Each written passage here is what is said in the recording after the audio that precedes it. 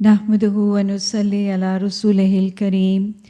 أعوذ بالله من الشيطان الرجيم.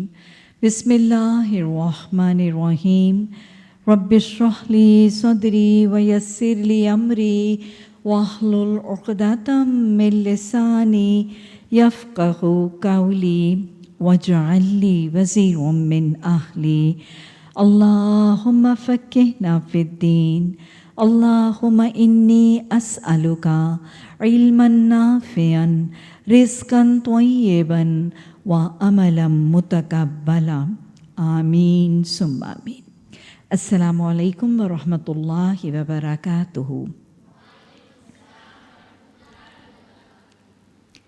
تفسیر سورہ البقرہ رکوع نمبر 16 آیت نمبر 130. وَمَن يَرْغَبُ عَن مِّلَّةِ إِبْرَاهِيمَ إِلَّا مَن سَفِهَ نَفْسَهُ وَلَقَدِ اصْطَفَيْنَاهُ فِي الدُّنْيَا وَإِنَّهُ فِي الْآخِرَةِ لَمِنَ الصَّالِحِينَ. وَمَن يَرْغَبُ، اور کون وہ ہے جو وہ بے رغبتی رکھ سکتا ہے ملت ابراہیم سے، سوائے اس شخص کے جس نے اپنے آپ کو، اپنے نفس کو اپنی جان میں بے وقوفی اور حماقت میں مبتلا کیا. کیوں؟ کیونکہ حضرت ابراہیم علیہ السلام تو وہ تھے جن کو اللہ نے چن لیا تھا دنیا میں، اور آخرت میں ان کا شمار صالحین میں ہوگا. وَمَن يَرْغَبُ، یرغب کا مطلب ہے وہ راغب ہوتا ہے، وہ مائل ہوتا ہے. لیکن جب اس سے پہلے من آ گیا تو اس کا مطلب بالکل اپوزٹ ہو جاتا ہے. کون ہے وہ جو راغب نہیں ہوتا، جو مائل نہیں ہوتا، جو نفرت کرتا ہے، ناپسند کرتا ہے حضرت ابراہیم علیہ السلام کے طریقے، ان کے سسٹم، ان کی ملت سے.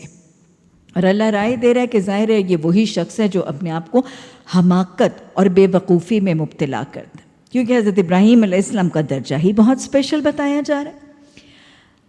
اللہ سبحانہ تعالیٰ نے یہاں پہ ذکر کیا ہے آیت نمبر 130 میں کہ اللہ نے حضرت ابراہیم علیہ السلام کو چن لیا تھا. اللہ نے ان کے ایمان، ان کی توحید، ان کی فرما برداری، ان کے ذکر، شکر، صبر، ان کی قربانی، ان کے اخلاص، ان کی اظہار، ان کی اچھے رویوں کی بنیاد پر اللہ نے چنا تھا. اور چنا کس کے لیے تھا؟ انی جاعلک للناس اماما، اس امامت کے لیے چنا تھا. خلیل اللہ، اپنی دلی دوستی کے لیے چنا تھا. خانہ کعبہ کی تعمیر، معمار حرم بنانے کے لیے چنا تھا. اولو العزم نبی بنانے کے لیے چنا تھا. اور سب سے بڑھ کے کیا؟ صحف ابراہیم، نزول وحی کے لیے چنا تھا. تو دنیا میں تو ایسے چنے گئے، پک آؤٹ کیے گئے، اور آخرت میں صالحین، رب کے محبوب پسندیدہ جنتی بندوں کے لیے چنے گئے. کیوں؟ کیا رویہ تھا؟ جاننا سمجھنا ضروری ہے، کیونکہ ہم سب بھی چاہتے ہیں کہ اللہ ہمیں چن لے اپنی رحمت کے لیے، بخشش کے لیے، جنت کے لیے، محبت کے لیے، قرب کے لیے، رضا کے لیے، دین کی کام اور خدمت کے لیے. ہم چاہتے ہیں کہ اللہ ہمیں چنے، اور ہم بھی تڑپتے ہیں کہ اللہ آخرت میں ہمارا شمار صالحین میں کرے. تو اللہ نے ان کو چنا کیوں؟ اگلی آیت میں چنے جانے کی وجہ بتائی جا رہی ہے. اذ قال لہ ربہ اسلم قال اسلمت لرب العالمین، کہ جب اللہ سبحانہ تعالیٰ حضرت ابراہیم علیہ السلام کو حکم دیتے تھے اسلم، تو مسلم ہو جا، تو اپنا سر تسلیم اللہ کے آگے جھکا دے، تو اللہ کے آگے فرما بردار ہو جا، اللہ کے آگے دست بردار ہو جا، سرنڈر کر دے اپنے اختیار عمل سے، اللہ کو اپنی باگیں، اپنی ڈور تھما دے، مسلم اور مومن ہو جا. اللہ کے احکامات کی اطاعت کر، اللہ کے ڈونٹس کو مان، اللہ کے ڈوز کو مان. تو جو جب جیسا حکم اللہ کا آتا تھا تو وہ کیا کرتے تھے؟ اسلم کے بعد قال اسلمت. نہ کوئی گیپ، نہ کوئی ڈیلے، نہ کوئی تردد، نہ کوئی پوسٹ پونمنٹ، نہ کوئی بحث مباحثہ، نہ کی لوکال، نہ کراس کوشچننگ، نہ انٹیروگیشن. اسلم کے بعد فوری طور پر اسلمت، میں فرما بردار ہو گیا، میں مطیع ہو گیا، میں نے دستبردار ہو گیا، میں نے سرنڈر کر دیا، اللہ کے ڈوز کو مان لیا، اللہ کے ڈونٹس کو چھوڑ دیا. اسلم کے بعد فوری اسلمت. یہ وجہ تھی کہ حضرت ابراہیم علیہ السلام دنیا میں چنے گئے تھے اور آخرت میں ان کا شمار صالحین میں ہوگا.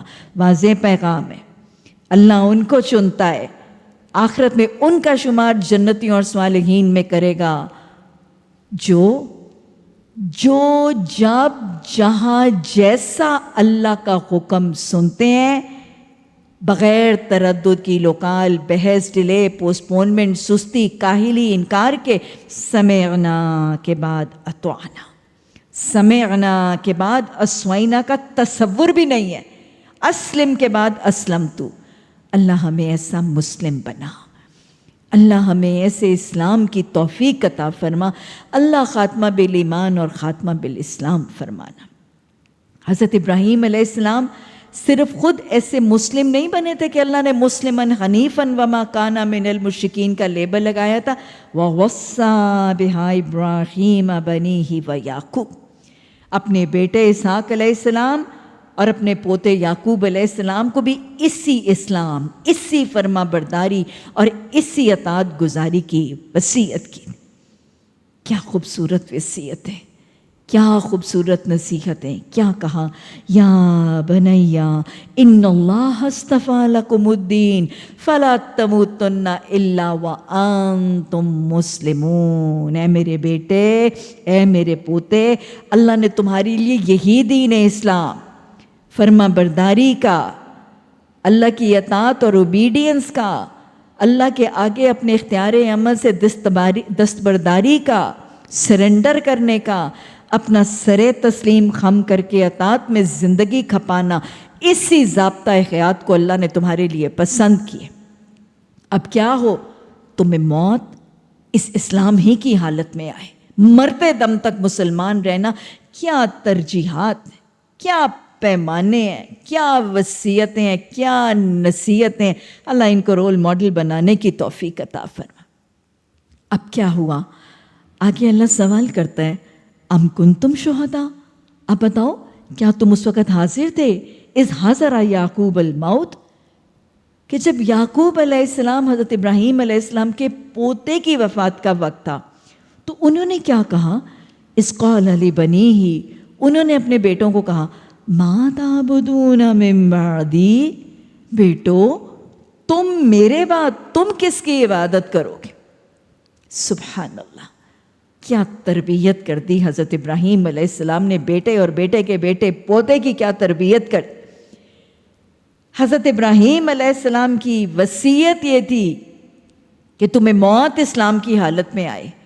اللہ نے تمہارے لیے اسلام ہی کو ترجیحاً پسند کرنا ہے، اسی ضابطہ حیات کے مطابق گزارنا زندگی، اور مرتے دم تک اسلام ہی پر قائم رہنا. ایسی خوبصورت وصیتیں. دادا کی ترجیحات سمجھ آ گئی تھی، دادا کی زندگی کی پرائیورٹیز سمجھ آ گئی تھی، زندگی کا مقصد سمجھ میں آ گیا تھا، زندگی گزارنے کا طریقہ دادا نے پوتے کو سمجھا لیا تھا. اور بیٹے کے بعد پوتے کی وفات کا وقت ہے تو پوتا بھی اپنی اولادوں کے اسی چیز کی فکر کر رہا ہے. حضرت یعقوب کو بھی پھر اپنی وفات کے وقت اپنی اولادوں کی دین، ایمان اور عبادت کی فکر ہے. وفات کے موقع پر ان کا بھی سوال یہ کہ میرے بعد تم کس کی عبادت کرو گے؟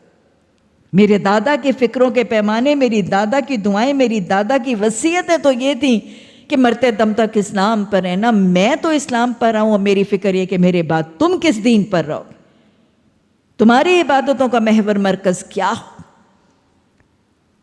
کیا خوبصورت طریقہ سمجھ میں آ رہا ہے اولاد کی تربیت کا. ذاتی نمونہ، وصیت، نصیحت اور ذاتی نمونہ. جب نصیحتیں ایسی ہوں، وصیتیں ایسی ہوں، تاکیدیں ایسی ہوں اور ذاتی نمونہ ایسا ہو تو پھر ترجیحات کنوے اور پاس آن ہو جاتی. وہ کہتے ہیں کہ اولادوں کو جیسے بنانا چاہتے ہیں نا ویسے ان کو بن کے دکھا دیجئے. مسلمن حنیفن ہے وہی پاس آن ہو جاتا ہے اگلی جنریشنز میں. Like father like son, like grandfather like grandson. یہ ہے تربیت کا نمونہ. اپنی اولادوں کو کہتے ہیں میرے بعد تم کس کی عبادت کرو گے؟ سب نے یک زبان جواب دیا، نعبد الہک و الہ آبائک ابراہیم و اسماعیل و اسحاق الہ واحد. ہمارے دادا توحید پرست تھے، مسلمن حنیفن وما کان من المشرکین تھے، وہ شرک نہیں کرتے تھے، توحید پرست تھے، توحید ہی پر جان دی تھی. تو ہم بھی الہ واحد کی عبادت کرنے والے. اور انہوں نے اپنا نام کیا بتایا؟ نحن لہ مسلمون. حضرت ابراہیم علیہ السلام، حضرت اسحاق علیہ السلام، حضرت یعقوب علیہ السلام اور ان کی اگلی نسلوں نے اپنا نام نحن لہ مسلمون بتایا تھا. نحن لہ دیوبندیون، نحن لہ بریلویون، نحن لہ وہابیون نہیں بتایا تھا. کیا بتایا تھا؟ نحن لہ مسلمون. اللہ اس اسلام کی نعمت کا شکر کر، اسی کا ذکر کرنے، اس ہی کے لیے صبر کرنے اور اس ہی کو آگے پہنچانے کے لیے تن من دھن لگانے کی توفیق عطا فرمانا. اللہ اس اسلام پر ثابت قدمی عطا فرما. مسلم بن کے رہنا ہم سب کے لیے آسان بنا. خاتمہ بالاسلام اور خاتمہ بالایمان فرمانا. ان کی رودات سنانے کے بعد اللہ نے فرمایا تلک امت قد خلت. یہ ایک امت تھی، یہ گروپ آف پیپل تھے، یہ گزر چکے. لہا ما کسبت وعلیہا ما اکتسبت. ان کے لیے وہ جو انہوں نے کمایا، وہ تو اسلام پہ جمے، وہ تو اسلام پہ ڈٹے، وہ تو فرما برداری کر گزرے، وہ تو اللہ کی عبادت پہ جان کھپا گئے. ان کے لیے وہ ہے جو انہوں نے کمایا، تمہارے لیے وہ ہے جو تم نے کمایا. وَلَا تُسْأَلُونَ عَمَّا كَانُوا يَعْمَلُونَ. تم سے نہیں سوال کیا جائے گا کہ وہ کیا کرتے. اصل میں مشرکین مکہ کو جھنجھوڑا جا رہے. وہ جو کہتے تھے کہ ہم دین ابراہیمی پر ہیں اور ہم اسی دین پر ہیں اور حضرت ابراہیم علیہ السلام کے پیروکار ہونے کی وجہ سے ہماری نجات ہو جائے گی، ہم حضرت ابراہیم اور حضرت اسماعیل کے پیروکار ہونے کی وجہ سے ہماری بخشش ہو جائے گی. تو اللہ نے کہا جو وہ کرتے رہے نا فرما برداری اور اطاعت کا دین، اس کا اجر ان کو ملے گا. جس بیکاز تم ان کے پیروکاروں میں سے اور اس خاندان کی نسل میں سے ہو، تمہارے لیے ان کی نیکیوں کا اجر تمہیں نہیں ملے گا. اور ویسے بھی پتہ چل رہا ہے ہر ایک کو اپنا اپنا عمل ملے گا. کوئی شخص اس لیے نہیں بخش دیا جائے گا کہ اس کے آباؤ و اجداد نیک تھے. کوئی بیٹی اس لیے نہیں بخش دی جائے گی کہ اس کی ماں تہجد گزار ہے. کوئی بیٹا اس لیے نجات نہیں پائے گا کہ اس کا باپ بہت بڑا مبلغ یا بہت بڑا مجاہد تھا. حضرت لوط علیہ السلام کی بیوی نہیں بچی تھی. ازواج سے قریبی رشتہ کون سا ہو سکتا ہے؟ حضرت لوط علیہ السلام کی بیوی جو ایمان نہیں لائی تھی، جو خائنہ تھی، وہ نہیں بچی تھی، عذاب سے پیچھے رہنے جانے والوں میں شامل ہوئی تھی. فقانت من الغابرین. حضرت نوح علیہ السلام کا بیٹا نہیں بچا تھا. آپ نے حضرت فاطمہ رضی اللہ تعالیٰ عنہ، وہ جن کو آپ فرماتے ہیں فاطمہ میرے جسم کا ٹکڑا ہے، آپ نے ان کو بتا دیا تھا یا فاطمہ انقذی نفسکی من النار. اے فاطمہ اپنے آپ کو جہنم کی آگ سے بچانے کا بندوبست کر لو. فَإِنِّي لَا أَمْلِكُ مِنَ اللَّهِ شَيْئًا. میں تیرے لیے کچھ اختیار نہیں رکھتا. یہودی کہتے ہیں کہ یہودی ہوگے تو راہ راست پاؤ گے. عیسائی کہتے ہیں عیسائی ہوگے تو راہ راست ملے گی. ان سے کہو نہیں، بلکہ سب کو چھوڑ کے ابراہیم علیہ السلام کا طریقہ. اور وہ کیا تھا؟ ابراہیم مشرکوں میں سے نہیں تھا. تو تم کیا کہو؟ شرک سے بچنے، توحید پر جمنے اور صحیح ایمان کا اظہار کرنے کے لیے تم کیا کرو؟ ایمان کا صحیح طریقہ بتایا جا رہا ہے. قولو، تم کہو، آمنا باللہ، ہم اللہ پر ایمان لاتے ہیں. وما انزل الینا، اور جو ہمارے رسول صلی اللہ علیہ وسلم پر اتارا گیا ہے قرآن، ہم اس پر ایمان لاتے ہیں. وما انزل الی ابراہیم و اسماعیل و اسحاق و یعقوب و الاسباط وما اوتی موسیٰ و عیسیٰ وما اوتی النبیون من ربہم. جو حضرت ابراہیم، اسماعیل، اسحاق، یعقوب علیہم السلام اور ان کی اولادوں پر، اور جو موسیٰ اور عیسیٰ علیہم السلام پر، اور جو نبیوں پر دیا گیا نا، ہم سب پر ایمان لاتے ہیں. کیونکہ مسلمان تنگ نظر نہیں ہوتا، مسلمان تنگ دل نہیں ہوتا، مسلمان وسعت قلب رکھتا ہے، وسعت نگاہ رکھتا ہے. یؤمنون بما انزل الیک وما انزل من قبلک، وہ سب پر ایمان لاتا ہے. نبیوں اور کتابوں پر ایمان کا صحیح طریقہ کیا ہے کہ اپنے نبی اور اپنی کتاب کے ایمان کے ساتھ پچھلے نبیوں اور پچھلی کتابوں پر بھی ایمان لایا جائے. یہی ایمان کا طریقہ بتایا جا رہا ہے. اور پھر مزید وضاحت، لا نفرق بین احد منہم، ہم ان نبیوں میں سے کسی پہ کوئی فرق نہیں کرتے. یہ جو لا نفرق بین احد منہم ہے، یہ عقیدہ رسالت اور ایمان بالرسل کا ایک لازمی جزو ہے. نبیوں میں تفریق نہیں کرنی، نبیوں میں فرق نہیں کرنا. ایمان سب پر ہوگا، اور ایمان کے ساتھ محبت، ادب، عقیدت، احترام، یہ بھی سب کی ہوگی. ہاں، اطاعت اور اوبیڈینس، اتباع اور فالوئنگ اور کاپی کرنا، وہ نبی مہربان صلی اللہ علیہ وسلم کی ہوگی. کیونکہ آپ کو دیا ہوا دین جامع ہے، کامل ہے، محفوظ ہے، اللہ نے حفاظت کا ذمہ لیا ہے. تو اطاعت اور اتباع نبی مہربان صلی اللہ علیہ وسلم کا ہوگا، لیکن ادب، محبت، عقیدت، احترام اور ایمان تمام نبیوں کا ہوگا. یہ ہے لا نفرق بین احد منہم، کہ ہم نبیوں میں سے کسی کے درمیان فرق نہیں کرتے. یہاں رک کر ایک تصور ضرور سمجھاؤں گی کہ قرآن اور دین کی تعلیمات نبیوں میں فرق کی اجازت اور گنجائش نہیں دے رہے کہ ہمیں سب کو ماننا ہے اور سب کے ساتھ عقیدت ادب کرنا ہے. کوئی تفرقہ نہیں ہوگا، کوئی فرق نہیں ہوگا، کوئی ڈفرینسیشن، ڈسٹنکشن نہیں ہوگی.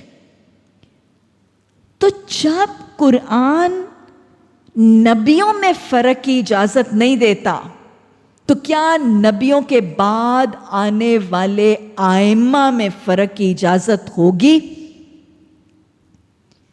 نبیوں کے بعد، نبی صلی اللہ علیہ وسلم کے بعد آنے والے ائمہ میں سے کسی ایک کو ماننا، اپنے آپ کو کسی ایک کے ساتھ منسوب کرنا، تقلید کا تصور، مقلد بننے کے لیے اپنے آپ کو کسی ایک کے ساتھ منسوب کر کے اپنا نام حنفی، حنبلی، مالکی، شافعی، کیا اس کا تصور ہوگا؟ لا نفرق بین احد منہم. ائمہ آئے نبی صلی اللہ علیہ وسلم کے بعد، ائمہ اربعہ بھی ہیں اور بھی امام ہیں، لیکن تصور کیا ہوگا؟ ہم سب کی خدمات کا اعتراف، بڑی جلیل القدر خدمات، حدیث میں، دین میں بہت جلیل القدر خدمات ہیں. سب کی خدمات کا اعتراف، سب کا ادب، سب کا احترام، سب سے محبت، سب سے عقیدت، لیکن اپنے آپ کو کسی ایک کے ساتھ منسوب کر کے مسلمانوں اور امت کی طاقت کو منتشر نہیں کرنا، فرقے فرقے نہیں بن جانے، دھڑے نہیں بنا لینے، مسلک نہیں بنا لینے. یہ ہے لا نفرق بین احد منہم. اگر آپ دیکھیں تو نبی صلی اللہ علیہ وسلم نے اپنی زندگی میں اپنے بعد آنے والی بہت سی پیشن گوئیاں بتائیں.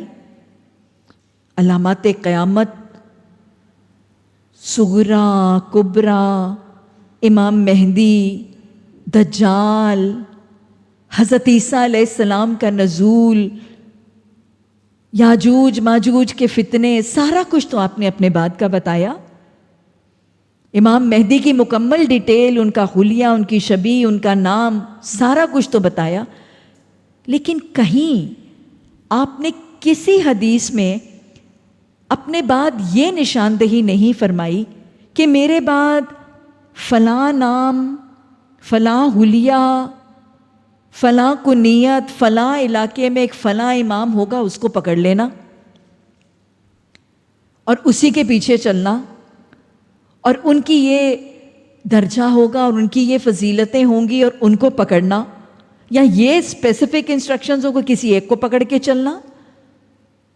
قرآن پکڑنے میں کیا کہتا ہے؟ وَاعْتَصِمُوا بِحَبْلِ اللَّهِ جَمِيعًا وَلَا تَفَرَّقُوا. اللہ کی رسی جو قرآن اور حدیث ہے اس کو تھامو، اور پھر فرقے فرقے نہ ہو جاؤ، اور تم سب مل کے قرآن اور حدیث ہی کو تھامو، اور پھر فرقے فرقے نہ بن جاؤ، دھڑے نہ بن جاؤ، تقلید نہ کرو، مسلک پرستی نہ کرو، گروہ نہ بناؤ. آپ نے بھی کیا فرمایا؟ رہنمائی کے لیے کیا فرمایا؟ کوئی ایک امام، فلاں امام، وہ امام نہیں. آپ نے فرمایا انی ترکت فیکم شیئین، میں تمہارے پیچھے دو چیزیں چھوڑے، اپنے پیچھے تمہارے لیے دو چیزیں چھوڑے جا رہا ہوں، کتاب اللہ اور سنت. That is it. اللہ کی کتاب اور میری سنت، ان کو تھامے رہو گے تو راستہ گم نہیں کرو گے. تو گویا آئمہ میں پھر بتا رہی ہوں، سب کی خدمات کا اعتراف ہے. محبت، ادب، عقیدت، احترام، عزت، درجہ سب کا مانا جائے گا، لیکن اپنے آپ کو ایک سے منسوب کر کے مسلمانوں کی طاقتوں کو کمزور کرنے کے لیے، اتحاد اتفاق میں رکھنا ڈالنے کے لیے اپنے نام حنفی، حنبلی، مالکی، شافعی کوئی فرقوں میں تقسیم نہیں کیے جائیں گے. یہ بھی لا نفرق بین احد منہم، ہم کون ہے؟ نحن لہ مسلمون. آگے اللہ نے اگلی آیت میں پھر اسلام اور ایمان کا صحیح طریقہ بتا دیا. فَإِنْ آمَنُوا بِمِثْلِ مَا آمَنْتُمْ. اگر تم ایسے ایمان لاؤ جیسے یہ تمہیں ایمان کا طریقہ بتایا جا رہا ہے کہ سب پر ایمان لاؤ اور کوئی تفریق نہ کرو، نحن لہ مسلمون بن کے اگر فرقہ واریت کے بغیر اگر تم ایسے ایمان لاؤ گے، فقط اہتدوا، پھر تم ہدایت پر ہو، پھر تم گائیڈڈ ہو. وَإِن تَوَلَّوْا، اگر ایسے ایمان کے طریقے سے تم ہٹتے ہو، منہ پھیرتے ہو، فَإِنَّمَا هُمْ فِي شِقَاقٍ، پھر وہ ضد میں ہے، اپنے فرقے، اپنے دھڑے، اپنے مقلد ہونے کے وہ ضد میں پڑے ہوئے. اچھا ضد میں پڑے ہوئے، فَسَيَكْفِيكَهُمُ اللَّهُ، اللہ تمہارے لیے ان سے کافی ہو جائے گا. وَهُوَ السَّمِيعُ الْعَلِيمُ، جو تم فرقوں کی دھڑوں کی بات کرتے ہو اور جو تم فرقے دھڑے مسلک بناتے ہو وہ سن بھی رہا ہے، اس کو پتہ بھی ہے. گویا صحیح ایمان کا طریقہ بھی بتا دیا گیا اور اس طریقے سے ہٹنے کا انجام بھی بتا دیا گیا. اس آیت نمبر 137 میں یہ لفظ دیکھیں، فَسَيَكْفِيكَهُمُ اللَّهُ. اس کے دو حوالوں سے وضاحت کرنا چاہوں گی. یہ ایک لفظ ہے، اس کا اگر لٹرل لفظی ایک ایک لفظ کا حرف کا ترجمہ بتائیں تو کیا بنتا ہے؟ فا پس، سا ان قریب، یکفی وہ کافی ہوگا، کاف صبر کا تمہیں، ہم ان سے، اللہ. دو لفظ ہیں لیکن آپ اس کا literal word to word translation کر رہے ہیں تو ایک پورا اتنا بڑا لمبا جملہ، بس ان قریب وہ کافی ہوگا تم کو ان سے اللہ. یہ ہے عربی زبان کی وہ صفت جس کی وجہ سے قرآن کے نزول کے لیے عربی کو چنا گیا تھا. عربی زبان تھوڑے سے الفاظ میں بڑی جامعیت کے ساتھ ایک بہت وسیع مفہوم بنانے کی صلاحیت رکھتی ہے. یہ صلاحیت ہے، یہ صفت ہے عربی زبان میں. کچھ حروف میں ایک بہت وسیع مفہوم بیان ہو جاتا ہے. وہ جسے کہتے ہیں نا کوزے میں سمندر کو بند کر دینا، تو یہ صلاحیت عربی زبان میں ہے. اللہ نے اپنے فائنل اور لاسٹ بک کو نازل کرنے کے لیے عربی کو منتخب کیا. یہ ایک وجہ ہے. یہ ایک بہت وسیع مفہوم کو ایک چند حروف میں بیان کرتی. میں تو کئی دفعہ یہ بولتی ہوں اور سوچتی بھی ہوں کہ اگر شاید قرآن عربی میں نہ ہوتا اور وہی باتیں جو اللہ نے قرآن میں بتائی ہیں وہ کسی اور زبان میں بتائی جاتی تو پھر 30 سپارے نہ ہوتے، شاید 50 سپارے ہوتے، کیونکہ اتنی جامعیت سے صرف عربی ہی بیان کرتی ہے ان کو. اور یہ جو سورہ بقرہ کی آیت 137 میں یہ لفظ ہے فَسَيَكْفِيكَهُمُ اللَّهُ، اس کے پیچھے ایک تاریخی واقعہ بھی موجود ہے. حضرت عثمان رضی اللہ تعالیٰ عنہ کی شہادت کا واقعہ.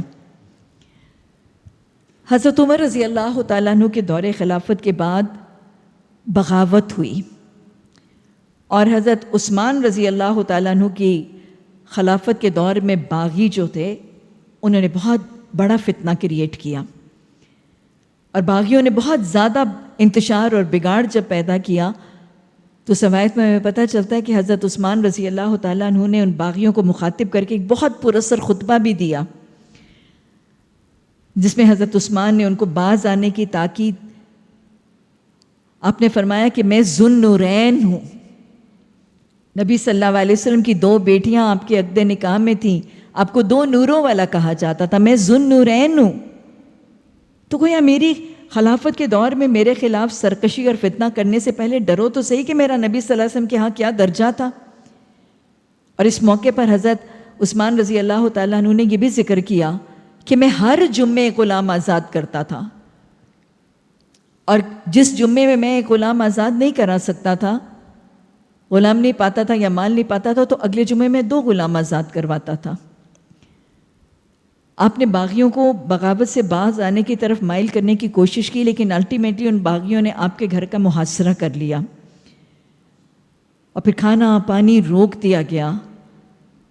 اور پھر ایک دن فجر کی نماز کے بعد حضرت عثمان رضی اللہ تعالیٰ عنہ اپنے گھر کے صحن میں تھے اور سورہ بقرہ کی اس آیت کی تلاوت کر رہے تھے کہ باوی ایک دم سے وہ باغی جو ہے وہ دیوار کو پھلانگ کر اندر آئے اور صحن میں انہوں نے حضرت عثمان رضی اللہ تعالیٰ عنہ پر حملہ کیا. حضرت عثمان رضی اللہ تعالیٰ عنہ کی زوجہ محترمہ حضرت نائلہ اس وقت آپ کے ساتھ تھیں. انہوں نے دشمنوں کا وار روکنے کے لیے جب اپنا ہاتھ بڑھایا تو ان کی انگلیوں کے پور کٹ گئے. شوہر کی خاطر قربانی دی اور پھر باغی پھر بھی باز نہیں آئے اور انہوں نے حضرت عثمان رضی اللہ تعالیٰ عنہ کو شہید کر دیا. اور جب وہ وار کیا تو ان کے خون کا قطرہ اس لفظ کے اوپر گرا فَسَيَكْفِيكَهُمُ اللَّهُ. سبحان اللہ. ایسے جیسے اللہ سبحانہ تعالیٰ نے معجزانہ شہید کے خون کا وہ قطرہ جو اللہ سبحانہ تعالیٰ کو 2 قطرے سب سے زیادہ پسند ہیں، خوف خدا سے بہنے والا مومن کی آنسو کا قطرہ اور شہید کے خون کا قطرہ. اور شہید کے خون کا قطرہ تو وہ ہے کہ اس کے گرتے ہی گناہوں کی بخشش. تو اللہ سبحانہ تعالیٰ نے اس شہید کے خون کے قطرے کو اس لفظ پر گرا کے یہ وعدہ کر دیا کہ حضرت عثمان، یہ جو ظالم ہے، یہ جو باغی ہیں جنہوں نے ظلم کی حد کر کے آپ کو شہید کیا ہے، عنقریب اللہ ان سے انتقام کے لیے آپ کے انتقام کے لیے اللہ ان سے کافی ہو جائے گا. کیا وعدہ ربانی ہے. یہ شہید ہیں، یہ صحابہ اکرام ہیں، یہ خلفائے راشدین ہیں جن کا یہ درجہ ہے. اور پھر وہ قرآن کا صحیفہ مسلمانوں کے پاس رہا. حضرت عثمان کی شہادت کے موقع پر جو قرآن کا صحیفہ جس پہ یہ خون کا قطرہ گرا تھا وہ مسلمانوں کے پاس رہا اور مسلمانوں کی لائبریریز میں رہا، اسپین میں رہا. اور جب سقوط غرناطہ ہوا تو پھر दुश्मन हमसे ले गए इसको और जाके इंग्लिस्तान की लाइब्रेरियों में उन्होंने इसको छुपा लिया। इलामा इकबाल जब इंग्लैंड गए तो उन्होंने उस लाइब्रेरी में ये सहीफ़ा देखा और फिर इलामा इकबाल ने कहा, किताबें अपने आबा की जो देखें इनको यूरोप में तो दिल होता है सी पारा। ना हम अपनी तारीख़ की हिफाजत कर सके, ना हम अपनी सकाफ़त की हिफाजत कर सके, ना हम अपने तमद्दुन की हिफाजत कर सके, और ना ही आज हम अपने दीन की हिफाजत कर रहे हैं। अल्लाह हमें इसकी तौफीक अता फरमाए। सिबगतुल्लाह, अल्लाह का रंग। अल्लाह कह रहा है, ईमान का तरीका बता रहा है, सही ईमान लाने वालों को ईमान का तरीका बता रहा है, और फिर कह रहे हैं अब ऐसे ईमान लाओगे तो तुम पे क्या चढ़ जाएगा? सिबगतुल्लाह, अल्लाह का रंग चढ़ा लो। क्यों चढ़ाएं? वमन अहसनु मिनल्लाहि सिबगा, अल्लाह के रंग से अच्छा रंग और कौन सा हो सकता है? और अल्लाह का रंग चढ़ाने का तरीका, वनहनु लहू आबिदून, हम उसकी इबादत करने वाले। जब जिस्मानी, माली, रूहानी इबादतें, बंदगी, ओबीडियंस, अतात सब उसकी होगी तो फिर उसका रंग चढ़ जाएगा। ईसाइयों के यहाँ भी रंग चढ़ाने का तसव्वुर है। ईसाइयत में एक रस्म है, उसको बपतिस्मा कहते हैं, इंग्लिश में उसको बैप्टिज्म कहते हैं। ईसाइयों का तरीका है कि जब उनके यहाँ कोई बच्चा पैदा होता है तो उस छोटे से बच्चे को वो चर्च में ले जाते हैं और ईसाइयत का रंग चढ़ाने के लिए चर्च के पादरी या प्रीस्ट को देते हैं।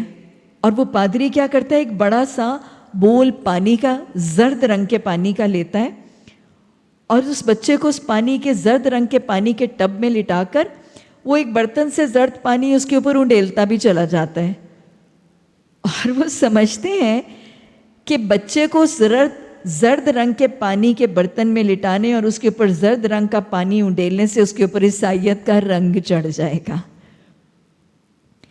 उनमें से कोई शख्स जवानी में इस्लाम कबूल करता है तो वो भी चर्च में जाता है और उसको किसी लकड़ी की कुर्सी वगैरह पे बिठा दिया जाता है और उसके ऊपर भी जर्द रंग का पानी उंडेला जाता है और वो कहते हैं बस इस जर्द रंग के पानी के उंडेलने से इस शख्स के ऊपर ईसाइयत का रंग चढ़ जाता है।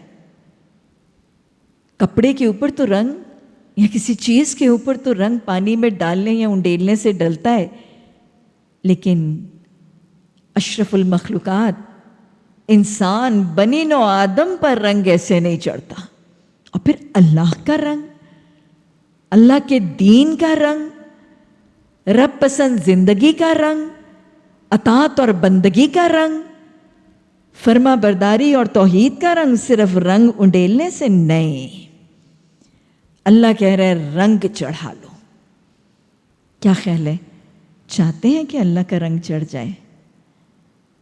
आप सब चाहते हैं ना कि अल्लाह का रंग हम पे भी चढ़े, हमारे घरों के दरो दीवार पे भी चढ़े, हमारे आंगनों पे भी चढ़े, हमारे अखलाक मामलात पे भी अल्लाह का रंग चढ़े और चंगा चोखा चढ़े।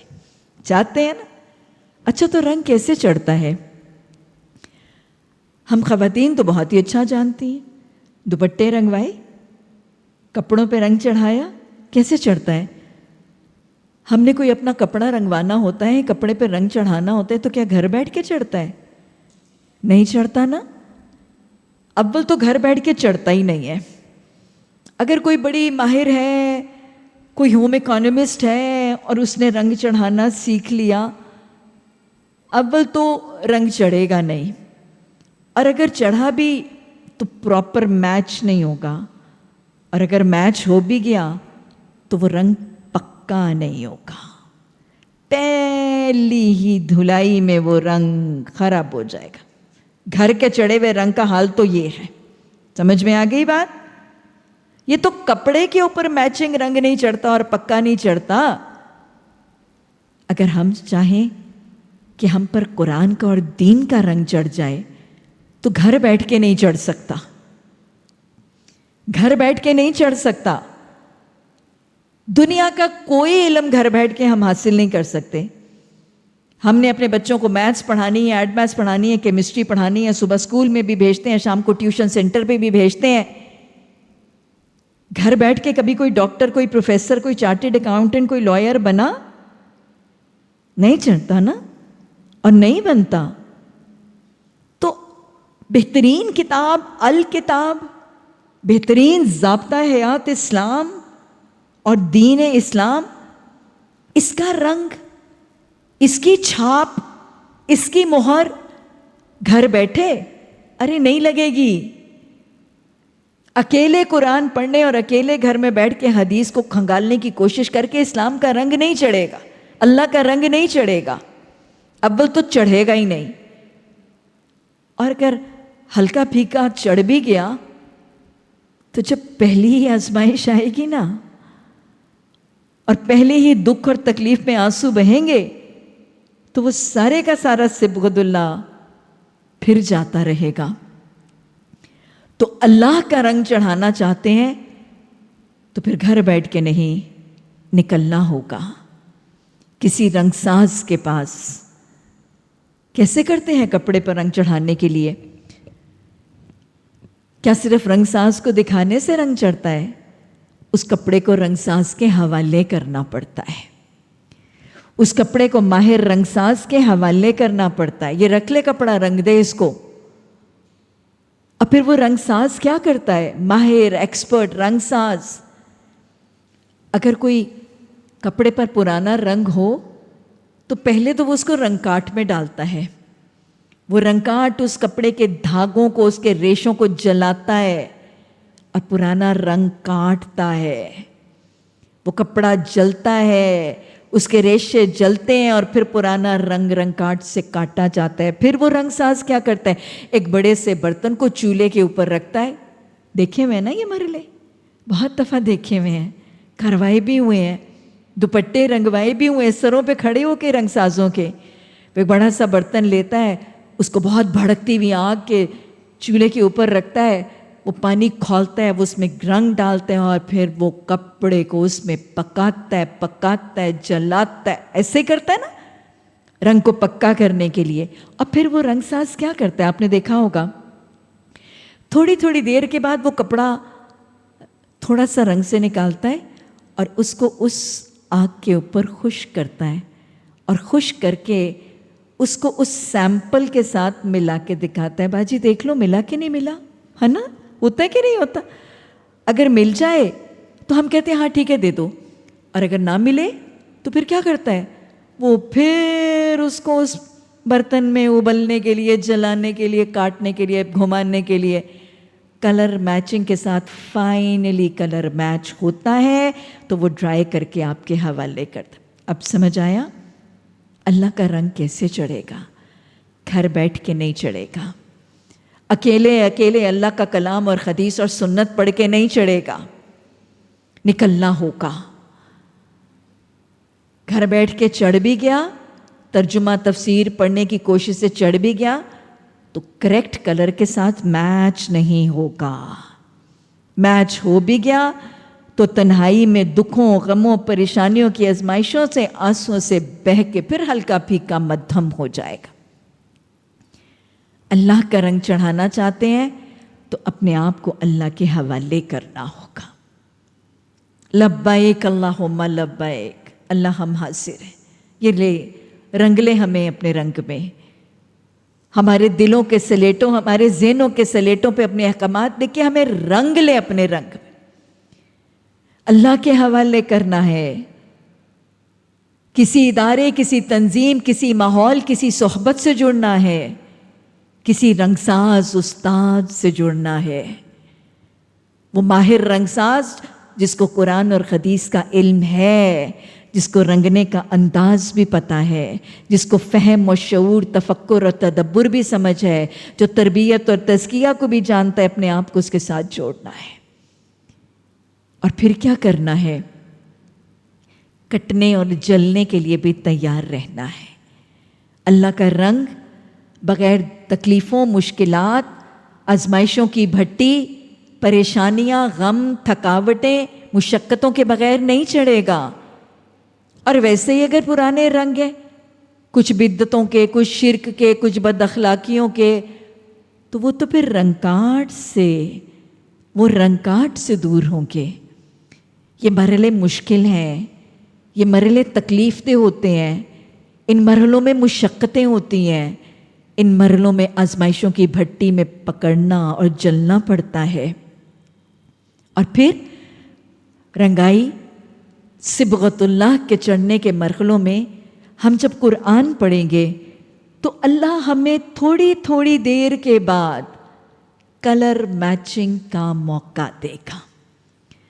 کہیں متقین کی صفات آئیں گی، کہیں مومنین کی صفات آئیں گی، کہیں مخبتین کی، گاہے بگاہے اللہ صفات دکھاتا ہے۔ یہ کیوں دکھاتا ہے اللہ قرآن میں صفات؟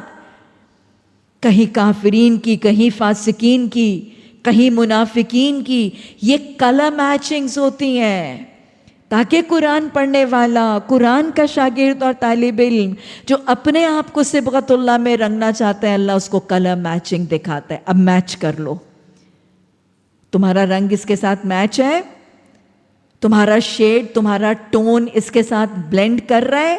اگر میچ ہے، تمہاری سکورنگ اچھی ہے، تو پھر کیا دعا کرو؟ ربنا ثبت اقدامنا، اللہ اس رنگ کو پکا کر دے، اللہ اس رنگ کو جما دے۔ اور اگر کلر میچنگ ٹھیک نہیں ہے، سکورنگ ٹھیک نہیں ہے، تو پھر وہ جس کے قبضے میں، جس کی 2 انگلیوں میں دل ہے، اس سے دعا کرنی ہے، یا مقلب القلوب ثبت قلبی علی دینک، یا مصرف القلوب صرف قلبی علی طاعتک، اللہم الہمنا رشدن وعیذنا من شرور انفسنا۔ تو یہ ہے اللہ کا رنگ۔ اللہ ہم سب پر اپنا رنگ چڑھا دے، دین اسلام کے رنگ کو ہماری شخصیت پر غالب کر دے۔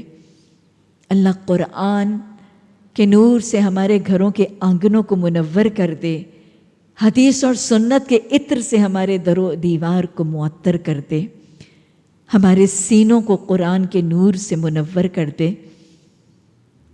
اللہ ہمیں ایسا بنا دے کہ ہم تجھے پسند آ جائیں۔ نبی صلی اللہ علیہ وسلم ان سے کہو، کیا تم اللہ کے بارے میں ہم سے جھگڑتے ہو؟ حالانکہ وہی ہمارا رب ہے اور تمہارا بھی رب، ہمارے اعمال ہمارے لیے، تمہارے اعمال تمہارے لیے، اور ہم اللہ ہی کے لیے اپنی بندگی کو خالص کر چکے ہیں۔ یا پھر کیا تمہارا یہ کہنا ہے کہ ابراہیم، اسماعیل، اسحاق، یعقوب اور اولاد یعقوب سب کے سب یہودی یا نصرانی تھے؟ کہو تم زیادہ جانتے ہو یا اللہ؟ اس شخص سے بڑھ کے ظالم کون ہوگا جس کے ذمے اللہ کی طرف ایک گواہی ہو اور وہ اسے چھپائے؟ تمہاری حرکات سے اللہ غافل تو نہیں؟ وہ کچھ لوگ تھے جو گزر چکے، ان کی کمائی ان کے لیے تھی، تمہاری کمائی تمہارے لیے، تم سے ان کے اعمال کے بارے میں سوال نہیں ہوگا۔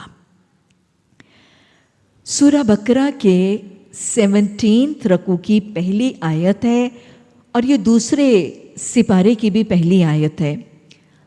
سَيَقُولُ السُّفَهَاءُ مِنَ النَّاسِ مَا وَلَّاهُمْ عَن قِبْلَتِهِمُ الَّتِي كَانُوا عَلَيْهَا قُلِ اللَّهُ الْمَشْرِقُ وَالْمَغْرِبُ يَهْدِي مَن يَشَاءُ إِلَىٰ صِرَاطٍ مُّسْتَقِيمٍ۔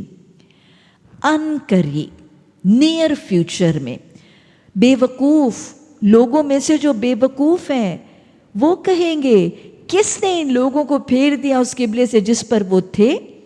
تم کہہ دو مشرق اور مغرب سب اللہ کے ہیں، وہ جس کو چاہتا ہے صراط مستقیم کی طرف ہدایت دیتا ہے۔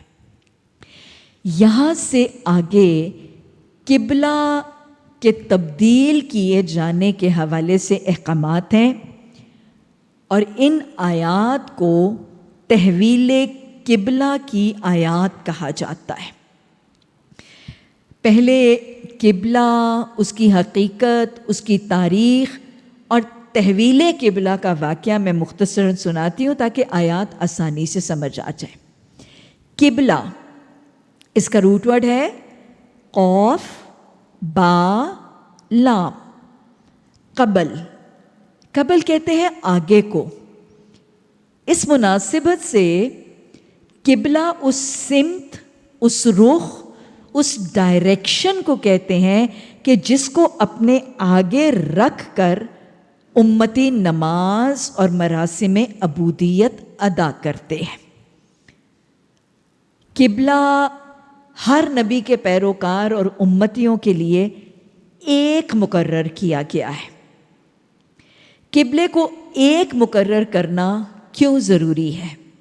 اللہ ایک ہے، اللہ واحد، امت کو بھی واحد رکھنا چاہتا ہے، امت کے اندر بھی اتحاد رکھنا چاہتا ہے.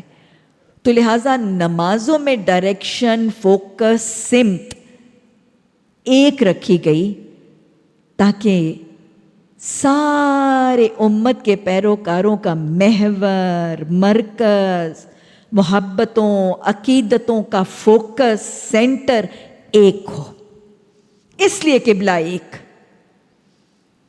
وہی تصور، وہی فلسفہ ایک ہو مسلم حرم کی پاسبانی کے لیے.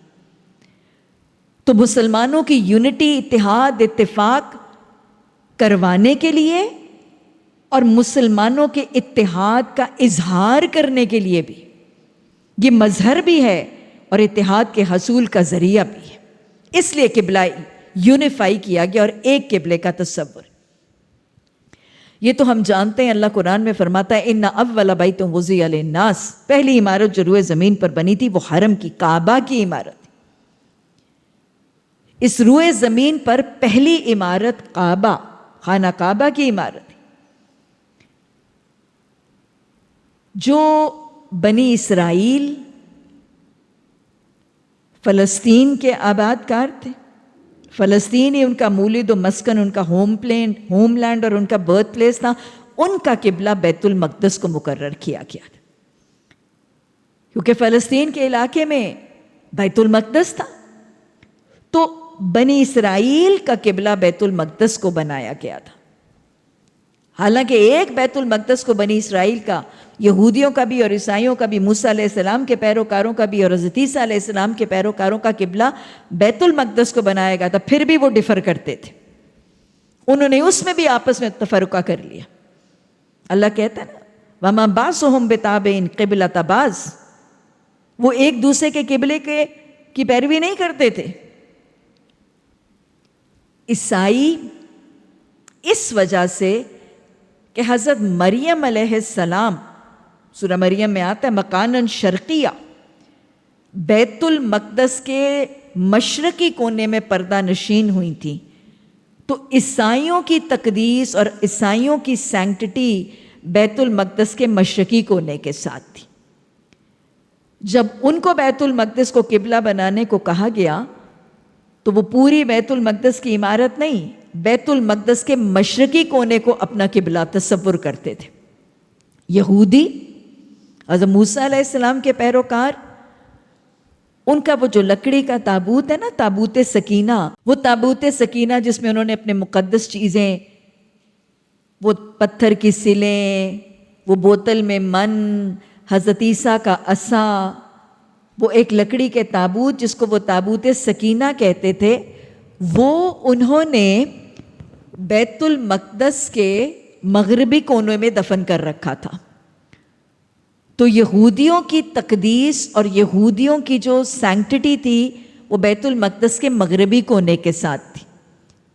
ایک ہی بیت المقدس ہے اور تصور عیسائیوں کا مشرقی کونا ہوتا تھا اور یہودی مغربی کونے کو اپنا قبلہ مانتے تھے بیت المقدس کا.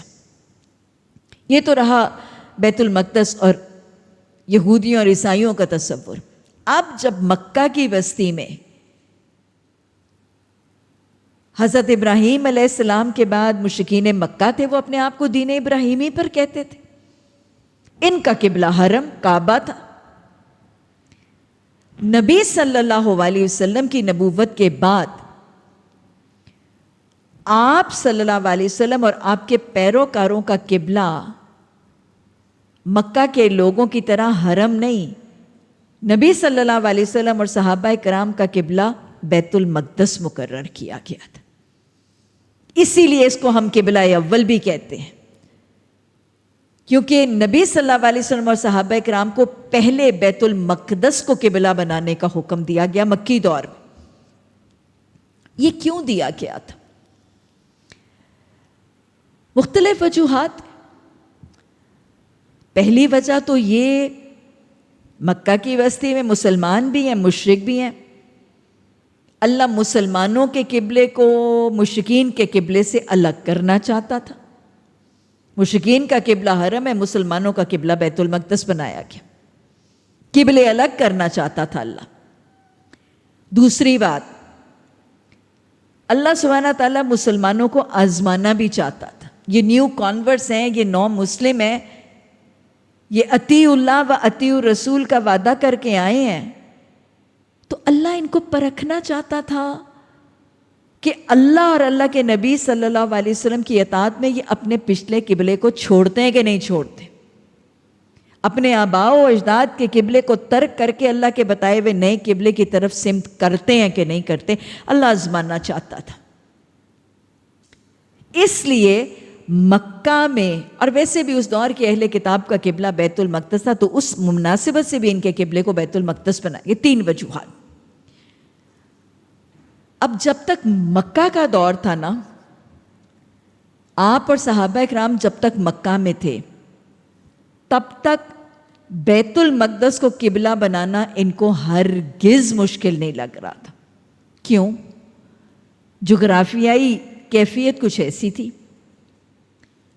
مکہ کی بستی سے کعبہ اور حرم یہ بھی شمال کی طرف اور بیت المقدس بھی شمال کی طرف۔ تو جب مکہ کی بستی کے لوگ شمال کی طرف رخ کرتے تھے تو بیت المقدس بھی ادھر ہی تھا، حرم بھی ادھر ہی تھا، ان کی ڈائریکشن نہیں بدلی تھی۔ ہجرت سے پہلے ان کی سمت، ان کا رخ، ان کی ڈائریکشن نہیں بدلی تھی، صرف دل میں سوچ بدلی تھی کہ اب ہم قبلہ حرم کو نہیں بنا رہے، ہم قبلہ بیت المقدس کو بنا رہے ہیں، لیکن جسمانی لحاظ سے گراؤنڈ فزیکلی ڈائریکشن نہیں بدلی۔ اس لیے مکی دور میں ان کو مشکل نہیں لگ رہا تھا۔ مشکل تو ہوئی جب ہجرت کر کے مدینہ آ گئے۔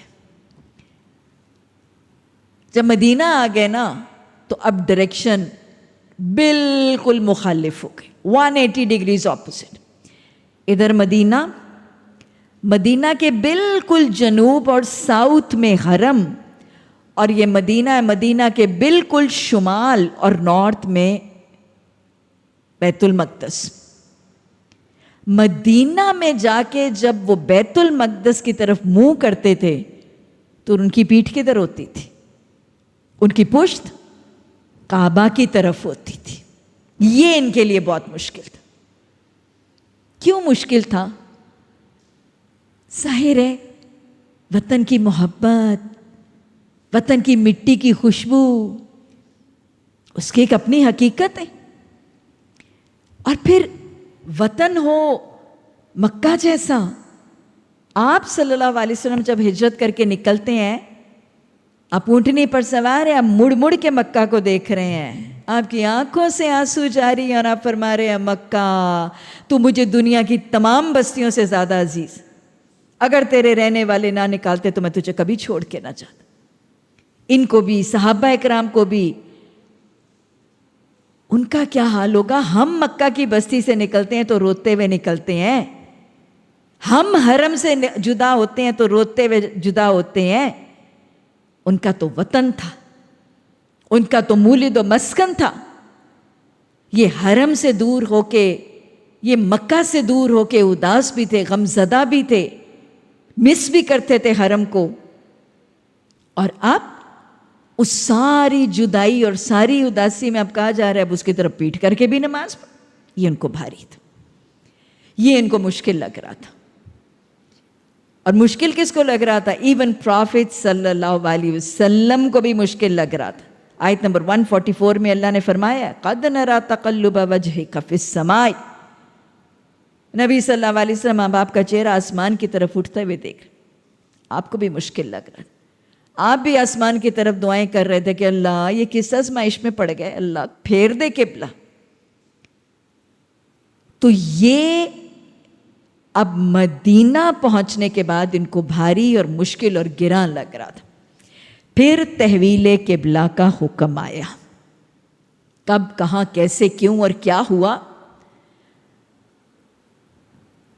حیات طیبہ کی تاریخ سے پتہ چلتا ہے کہ یہ حکم تقریباً 16.5 سوا 16 مہینے کے بعد ہجرت کے آیا. تقریباً 16 مہینے ان کو اس آزمائش میں رکھا گیا، اور یہ حکم تقریباً 16.5 مہینے کے بعد کیسے آیا، اس کی مختلف حوالے آپ کو تفاسیر میں ملیں گے. کچھ کہتے ہیں کہ آپ صلی اللہ علیہ وسلم احد سے واپس تشریف لا رہے تھے اور مدینہ کے باہر مسجد قبلتین میں آپ پر یہ حکم نازل ہوا. ایسا نہیں تھا. غزوہ احد تو 3 ہجری میں ہوتی ہے، یہ حکم بہت دیر پہلے آ گیا تھا. کچھ کہتے ہیں کہ آپ رات کو سوئے ہوئے تھے، رات کو آپ کو وحی کے ذریعے بتایا گیا اور فجر کی نماز آپ نے نئے قبلے سے ادا کی. یہ بھی صحیح حدیث سے ثابت نہیں ہے. پھر کچھ کی رائے یہ ہے کہ مسجد نبوی تھی، یا ظہر کی نماز کی 4 رکعتوں کی امامت اور یا عصر کی نماز کی 4 رکعتوں کی امامت آپ کروا رہے. سب سے زیادہ صحیح احادیث سے ثابت یہ ہے کہ ظہر کی نماز مسجد نبوی میں آپ 4 رکعت نماز کی امامت کروا رہے تھے کہ عین امامت کی حالت میں حکم آ گیا، فولی وجہک شطر المسجد الحرام، کہ نبی صلی اللہ علیہ وسلم آپ اپنا چہرہ مسجد حرام کی طرف پھیر لیں. کیا رویہ ہے؟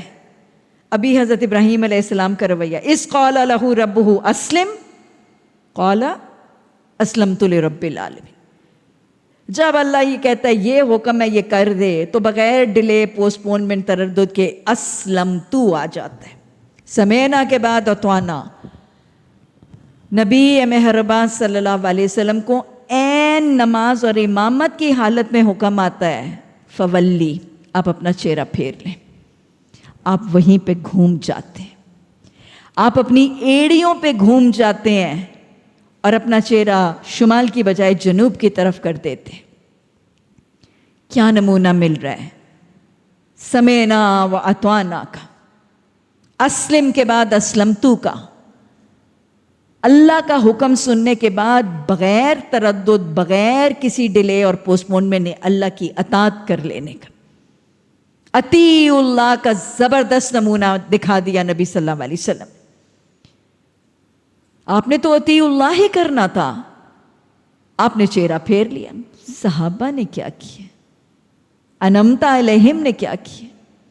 اصل میں آپ کو بتاؤں، یہ دیکھنا کہ یہ کون سی صدی میں، کون سی ہجری میں ہوا، کون سی مسجد میں ہوا، کون سی نماز میں ہوا، دس از ناٹ امپورٹنٹ. یہ رویہ امپورٹنٹ ہے کہ کیا کیا حکم کے بعد. یہ انداز اطاعت کا سمجھنا ضروری ہے. آپ تو اپنی ایڑیوں پہ گھوم کے ڈائریکشن چینج کر لی. صحابہ کرام نے کیا کیا؟ صفیں تھیں، کچھ روایات میں آتی ہیں عورتوں کی بھی صفیں تھیں یہاں پہ. صحابہ کرام کے لیے میں آپ کو بتاؤں کہ ان کو کیا کرنا تھا. یہ مقتدی ہیں، انہوں نے صرف ایڑیوں پہ نہیں گھومنا تھا. امام نے چہرہ پھیرا، اگر یہ صرف اپنا چہرہ پھیرتے تو یہ امام کے آگے آ جاتے. مقتدیوں کو کیا کرنا لازم تھا؟ مقتدیوں کو چل کے پوری صفوں کو امام کے پیچھے جانا. کیا کیا صحابہ کرام نے؟ یہ ہے وہ نمونہ جو سمجھنا ضروری، یہ ہے وہ انداز، وہ شیوا جو اپنانا ضروری ہے. صحابہ کرام میں سے کوئی ایک بھی نہیں رکا تھا. کسی ایک نے دوسرے کو کونی مار کے یہ نہیں کہا تھا کیا کر رہے ہو، کیوں کر رہے ہو، کہاں لکھا ہے، کون کہتا ہے، اب کیوں کریں، ارے بھائی نماز کے بعد کر لیں گے. کسی نے نہ سوال، نہ جواب، نہ کراس کویشچننگ، نہ انٹیروگیشن، نہ شک، نہ تردد، نہ ڈیلے، نہ پوسٹ میں. نبی صلی اللہ علیہ وسلم کا گھومنا دیکھا ہے کوئی، وہی آئی آپ نے اطاعت کی. سب صحابہ ٹوٹل ڈسپلن کے ساتھ، ٹوٹل نظم و ضبط کے ساتھ، خاموشی کے ساتھ، بلا چوں چرا. سمینا کے بعد اطعنا، اسلم کے بعد اسلم تو اطیع اللہ، واطیعوا الرسول صلی اللہ علیہ وسلم کا زبردست مظاہرہ. یہ ہے وہ جو سیکھنا ضروری. اب جب ایسی ردادیں آتی ہیں اور سنائی جاتی ہیں تو کچھ ٹیڑھے دماغ والے لوگ کہتے ہیں، وہ کہتے ہیں لو بھلا انہوں نے نہیں اطاعت کرنی تھی تو اور ہم نے کرنی ہے. ان کے لیے تو اطاعت مشکل ہی نہیں تھی. ان کی تو آنکھوں کے سامنے نبی صلی اللہ علیہ وسلم پر وحی نازل ہوتی تھی. ان کی تو آنکھوں کے سامنے سنتیں مرتب ہوتی تھی. ان کے تو سامنے نبی صلی اللہ علیہ وسلم گھومے تھے، حدیث سنت سیرت ان کی آنکھوں کے سامنے. ان کے لیے تو ان کا تو ایمان بہت مضبوط تھا. ہمارے سامنے تھوڑا ہوتا ہے کہ ہم ایسی اطاعت کریں. اچھا، ہم جیسوں کے لیے بھی ایک نمونہ موجود ہے. وہ کیا نمونہ ہے؟ ایک صحابی نے یہاں مسجد نبوی میں نبی صلی اللہ علیہ وسلم کے اقتداء میں نماز پڑھی، آیات بھی یہ سنی، نبی صلی اللہ علیہ وسلم کا اور صحابہ کا طریقہ بھی دیکھا. مدینہ سے نکلے، مضافات میں ایک مسجد تھی، وہاں پہ صحابہ اکرام یا تو ظہر کی تاخیر سے پڑھ رہے تھے یا عصر کی پڑھ رہے تھے، اس میں بھی اختلاف ہے. But that again is not important. وہاں پہ صحابہ مسجد میں قبلہ اول کی طرف نماز کر کے پڑھ رہے ہیں، کیونکہ نہ یہ آیات پہنچی ہے نہ وہ سنت پہنچی. نماز کی حالت میں، جماعت کی حالت میں، امامت کی حالت میں صحابی رسول صلی اللہ علیہ وسلم نے یہ آیات سنائی، فولی فولو، ایک بھی پھر جائے سارے بھی پھر جاؤ، اور نبی صلی اللہ علیہ وسلم کی سنت بھی بتائی. یہ سب ان کو تو قرآن اور حدیث ویسے ہی پہنچا نا جیسے میرے اور آپ تک پہنچا ہے نا، غائبانہ کسی کے تھرو. یہ لوگ بھی نماز کے اندر امام بھی گھوما تھا، مقتدی بھی گھومے تھے، بالکل ویسے جیسے مسجد نبوی میں. یہ ہے نمونہ، یہ ہے پیغام تحویل قبلہ کا، جو جب جہاں جیسا حکم قرآن حدیث سنت سے مل جائے اس پہ نہ شک، نہ تردد، نہ کیل و کال، نہ بحث تکرار، نہ کویسچننگ، نہ کراس کویسچننگ، نہ انٹیروگیشن، نہ ڈیلے، نہ پوسٹپونمنٹ. اسلم کے بعد اسلمت، سمعنا کے بعد اطعنا، ادخلوا فی السلم کافہ، اطیعوا اللہ و اطیعوا الرسول صلی اللہ علیہ وسلم، تاکہ فلاح اور اللہ کا رنگ چڑھ جائے. اس بستی پر اللہ کا رنگ ایسے نہیں چڑھا تھا، یہ اطاعت کے پیمانے ایسے چڑھتا ہے اللہ کا رنگ. اور یہ اللہ سبحانہ تعالیٰ نے اب یہ قبلے کو بدلنے کا حکم کیوں دیا تھا؟ ایک تو اللہ کے حبیب کی خواہش تھی، مصطفیٰ مجتبیٰ حبیب خدا صلی اللہ علیہ وسلم کی خواہش تھی. اللہ اپنے حبیب کی خواہش کو کیسے پورا نہ کرتے؟ صحابہ اکرام انعمت علیہم رضی اللہ عنہم ورضوا کی خواہش تھی، ان کی دعائیں تھیں، ان کی جھولیاں پھیلی ہوئی تھیں. اور پھر اب اللہ نہ مسلمانوں کو پھر آزمانا چاہتا تھا. میں کبھی ان کو ادھر گھماؤں، کبھی ادھر گھماؤں، پھر ان پہ تنقید بھی ہو، سایقول السفہاء، ان کا مذاق بھی اڑائیں. یہ کسی کی ملامت، کسی کا مذاق کا پرواہ کیے بغیر میری اطاعت میں گھومتے ہیں کہ نہیں گھومتے. انہوں نے اپنی ڈوریں مجھے تھمائی ہوئی ہیں کہ نہیں تھمائی. میں دائیں گھماؤں تو دائیں جائیں، میں بائیں گھماؤں تو بائیں جائیں. یہ مسلم بنے ہیں کہ نہیں بنے؟ وہ مسلم ہوتا ہے نا کمپس کی سوئی کی طرح. کبھی آپ نے کمپس کی سوئی دیکھی؟ آپ اس کمپس کو دنیا کے کسی حصے پہ جا کے رکھ دیں نا، وہ گھوم گھما کے شمال کی طرف. یہ اللہ دیکھنا چاہتا تھا، میں جہاں گھماتا ہوں گھومتے ہیں کہ نہیں گھومتے. اللہ ان کی اطاعت، ان کی بندگی، ان کی فرما برداری کا پیمانہ پرکھنا چاہتا. اور پھر ویسے اصل قبلہ تو حرم ہی تھا، اللہ اب اصل قبلے کی طرف واپس لانا چاہتا تھا. اور پھر اللہ جو اہل کتاب ہے نا، یہود اور نصارہ، ان کو اب امامت سے معزول کرنا چاہتا تھا، اس لیے ان کا قبلہ پھیر کر واپس یہاں لائے گیا. تو یہ مختلف وجوہات تھی جس کی وجہ سے قبلہ بدلا گیا. اس پس منظر میں پڑھیں، انشاءاللہ سمجھ آئے گا. نادان لوگ ضرور کہیں گے انہیں کیا ہوا کہ پہلے یہ جس قبلے کی طرف رخ کر کے نماز پڑھتے تھے اس سے یکایک پھر گئے.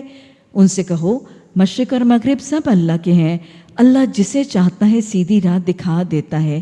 اسی طرح تو ہم نے تمہیں امتاً وسطاً بنایا ہے. نبی صلی اللہ علیہ وسلم کے پیروکاروں کو خیرہ امتن بھی کہا گیا ہے، امتاً وسطاً بھی کہا گیا ہے. کیوں بنایا ہے؟ تاکہ تم دنیا کے لوگوں پر گواہ ہو جاؤ اور رسول تم پر گواہ ہو جائیں صلی اللہ علیہ وسلم۔ پہلے جس طرف تم رخ کرتے تھے اس کو تو ہم نے صرف یہ دیکھنے کے لیے قبلہ مقرر کیا تھا، یعنی جو قبلہ اول تھا اس کا مقصد کیا تھا مکہ میں، کہ کون نبی صلی اللہ علیہ وسلم کی پیروی کرتا ہے اور کون الٹا پھر جاتا ہے۔ یہ معاملہ تھا تو بڑا سخت، مگر ان لوگوں کے لیے کچھ بھی سخت ثابت نہ ہوا جو اللہ کی ہدایت سے فیض یاب تھے۔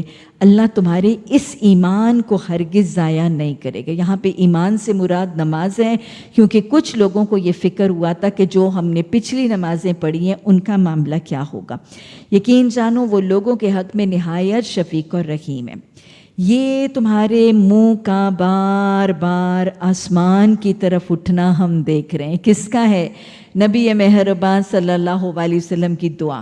اور یہاں سے ایک بات پتہ چلتی ہے، آسمان کی طرف چہرہ اٹھا کے دعا کی جا سکتی ہے۔ لو ہم اسی قبلے کی طرف تمہیں پھیر دیتے ہیں جسے تم پسند کر رہے ہو، مسجد حرام کی طرف رخ پھیر دو، اب جہاں کہیں تم ہو اس ہی کی طرف نماز پڑھو۔ یہ لوگ جنہیں کتاب دی گئی ہے خوب جانتے ہیں کہ تحویل قبلہ کا یہ حکم ان کے رب ہی کی طرف سے ہے اور برحق ہے، مگر اس کے باوجود جو کچھ یہ کر رہے ہیں اللہ اس سے غافل نہیں ہے۔ تم اہل کتاب کے پاس خواہ کوئی نشانی لے آؤ، ممکن نہیں ہے کہ یہ تمہارے قبلے کی پیروی کرنے لگیں، اور نہ تمہارے لیے ممکن ہے کہ تم ان کے قبلے کی پیروی کرو، اور ان میں سے کوئی گروہ بھی دوسرے گروہ کے قبلے کی پیروی کے لیے تیار نہیں ہے۔ یہودیوں کا قبلہ فرق، ایک بیت المقدس میں عیسائیوں کا مشرقی کونا اور یہودیوں کا مغربی کونا۔ اور اگر تم نے اس علم کے بعد، تحویل قبلہ کے اس حکم کے بعد، تم نے جو تمہارے پاس آ چکا ہے تم نے ان کی خواہشات کی پیروی کی تو یقیناً تمہارا شمار ظالموں میں ہوگا۔ جن لوگوں کو ہم نے کتاب دی ہے وہ اس مقام کو یعنی کعبہ کو جسے ہم نے قبلہ بنایا ہے ایسے پہچانتے ہیں جیسے اپنی اولاد کو پہچانتے ہیں، مگر ان میں سے ایک گروہ وہ جانتے بوجھتے حق کو چھپا رہے۔ یہ قطعی ایک امر حق ہے تمہارے رب کی طرف سے، لہٰذا اس کے بارے میں تم ہرگز کسی شک میں نہ پڑو۔ ہر ایک کے لیے ایک رخ ہے جس کی طرف وہ مڑتا ہے، بس تم بھلائیوں کی طرف سبقت کرو، جہاں پہ بھی تم ہوگے اللہ تمہیں پا لے گا، اس کی قدرت سے کوئی چیز باہر نہیں۔ تمہارا گزر جس مقام سے بھی ہو وہیں اپنا رخ نماز کے وقت مسجد حرام کی طرف پھیرو، کیونکہ یہ تمہارے رب کا بالکل برحق فیصلہ ہے اور اللہ تم لوگوں کے اعمال سے بے خبر نہیں۔ ڈائریکشن ہمیشہ خانہ کعبہ ہی کی طرف ہوگی، ڈائریکشن مخصوص کسی ایک جغرافیکل سمت کی طرف نہیں ہوتی۔ پاکستان میں اگر ہم دیکھتے ہیں تو پاکستان کے اکثر علاقوں میں قبلہ جو ہے وہ مغرب کی طرف ہے، اور مغرب سے بہت تھوڑا سا ہلکا سا جنوب کی طرف ڈگریز جو ہیں وہ ہٹی ہوئی ہیں۔ لیکن اگر ہم امریکہ میں جائیں، انگلینڈ میں جائیں تو وہاں مغرب نہیں ہے، اصل میں کوئی فکس ڈائریکشن نہیں ہے کہ قبلے کے لیے ہمیشہ مغربی ہوگا یا ہمیشہ جنوبی ہوگا۔ مختلف زمین کے علاقے جس طرف حرم ہے اس حرم کی طرف ڈائریکشن کی جائے گی اور وہی قبلے کا رخ اور سمت ہوگا۔ اور میں یہ بھی بتا دوں کہ اگر کوئی شخص جو بار بار اللہ کہہ رہا ہے فولی فولو، واحد کو بھی حکم ہے جمع کو بھی حکم ہے، کہ ایک شخص اگر کوشش کے باوجود، تحقیق کے باوجود نماز پڑھنا شروع ہو جائے اور اس کا قبلہ غلط ہو اور اس کے قبلے کی نشاندہی درست کی کر دی جائے تو اس کو بھی کیا کرنا ہے؟ اس کو بھی نماز میں اپنا قبلہ بدل لینا ہے۔ بہت دفعہ ایسے ہوتا ہے ہم کسی کے گھر جائیں، کسی جگہ پہ جائیں، ہمیں قبلہ پتہ نہیں ہوتا ہے، ہم پوچھتے ہیں اور ہمیں غلط تعین ہو جاتا ہے اور وہ شخص غلط تعین کے ساتھ قبلہ پڑھنے لگتا ہے نماز۔ اور پھر کوئی شخص آتا ہے، ہمارے ہاں تو کئی دفعہ ایسے ہوتا ہے کہ ایک خاتون غلط قبلے سے پڑھ رہی ہے اور وہ جو خاتون خانہ وہ کہتی ہو اس کا تو قبلہ ہی غلط ہے۔ اب وہ جو کھڑی ہوئی ہے وہ اب تردد میں کھڑی ہوئی ہے، بہن غلط ہے تو مجھے بتاؤ بھی تو صحیح کہ صحیح کون، وہ بس غلط ہے کہہ کے غائب ہو جاتی۔ کہ اللہ کے بندو اگر کوئی غلط ہے تو اس کی غلطی کو وہیں پہ تصحیح کر دو، اور صرف زبان سے نہیں، اس کے جائے نماز کی ڈائریکشن کو صحیح قبلے کی طرف کر دینا ہے۔ کوئی دیکھ رہا ہے، اس کے علم میں ہے کہ یہ قبلہ غلط ہے، تو اس کے قبلے کی صحیح رہنمائی کرنا دیکھنے والے اور جاننے والے کے لیے بھی ضروری ہے۔ اور اگر نماز پڑھنے والا پڑھ رہا ہے اور اس کی کوئی نشاندہی صحیح کی کر رہا ہے تو اس کو بھی ضد نہیں کرنی، اس کو بھی انا کا معاملہ نہیں بنانا۔